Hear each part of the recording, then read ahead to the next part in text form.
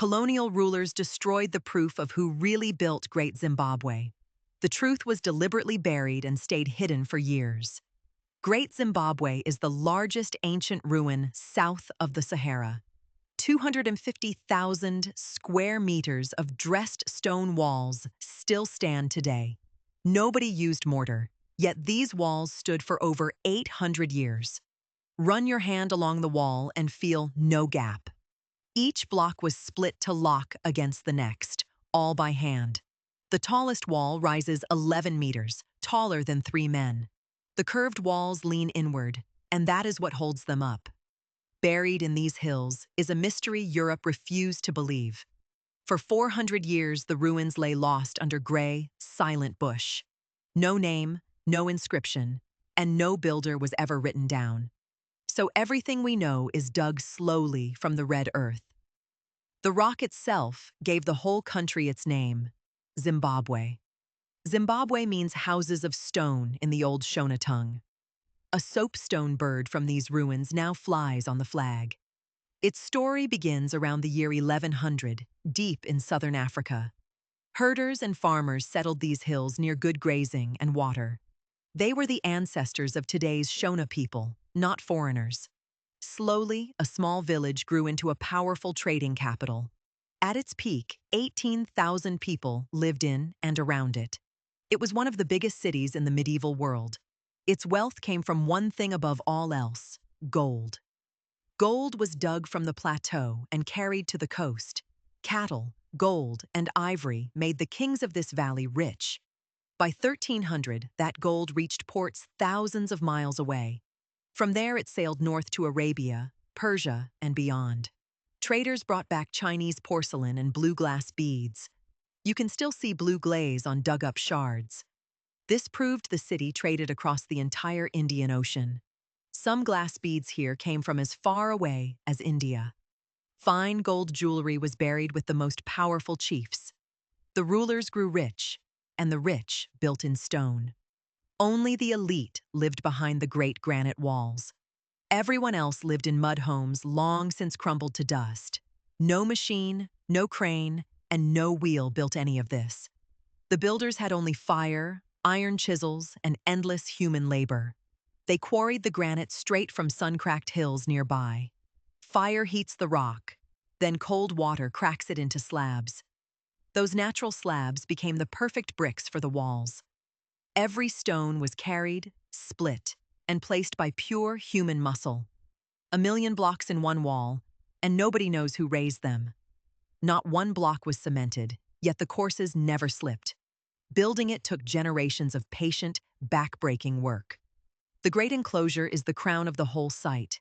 Its outer wall stretches 250 meters around in a vast oval. In places, it stands 5 meters thick at the base.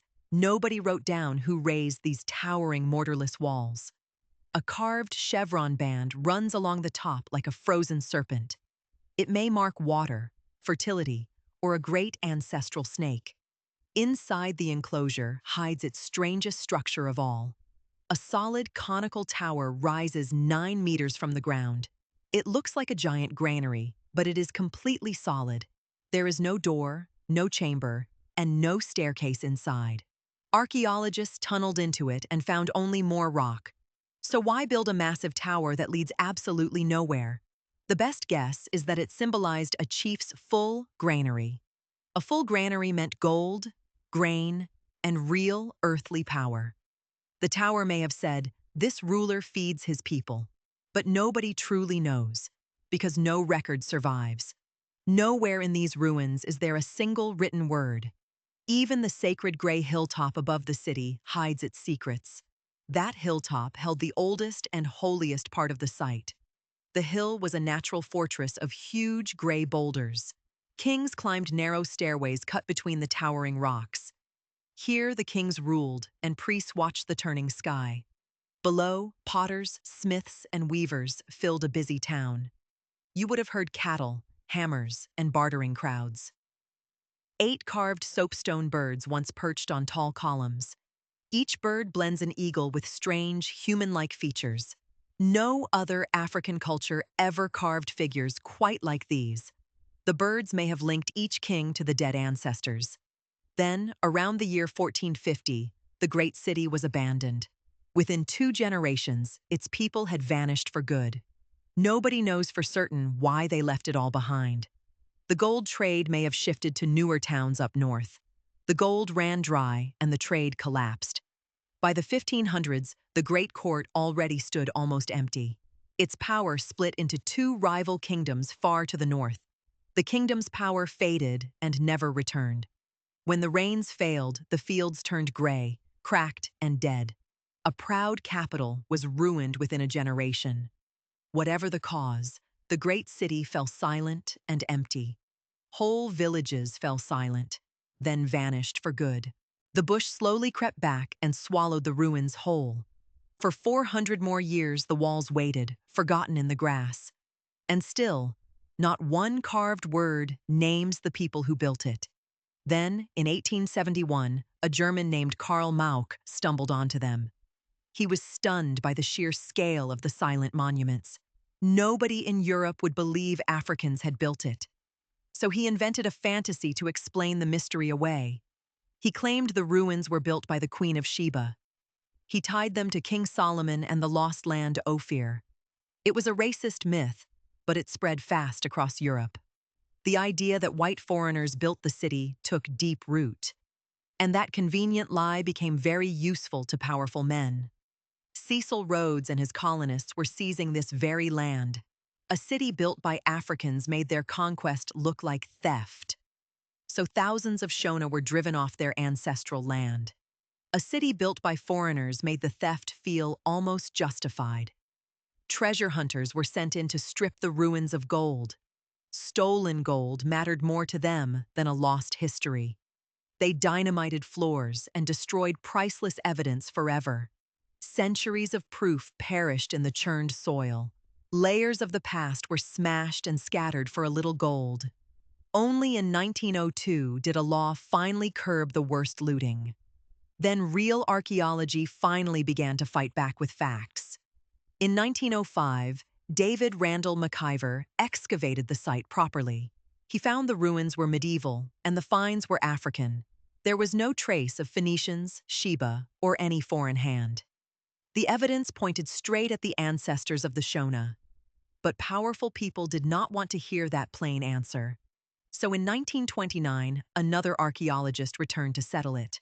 Her name was Gertrude Catton Thompson, and she was thorough. She dug beneath undisturbed walls the looters had never touched. Every single object she found was unmistakably African. She proved, beyond all doubt, that Africans built Great Zimbabwe. Her conclusion was solid, careful, and completely correct.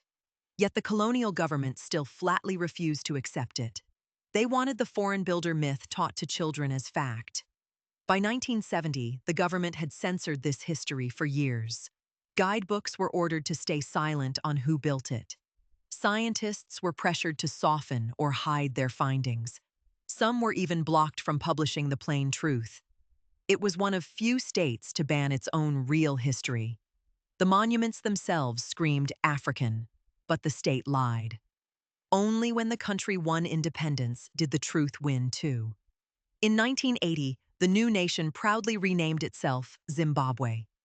It took its very name from these long, slandered ruins.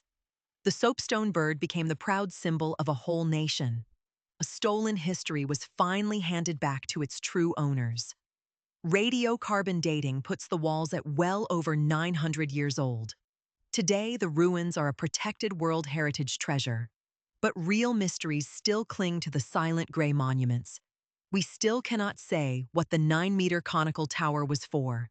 We still cannot say exactly why the city was abandoned. And we cannot read a single thought the builders left behind. Because they wrote nothing down, we must guess at everything. You can still trace faint tool marks across the gray blocks. We can date the walls and trace where the gold came from. But the meaning behind it all slips through our fingers. So much was destroyed, and so much simply lost. The Shona kings raised their answer in stone, then vanished. Their people scattered, and their knowledge collapsed with them.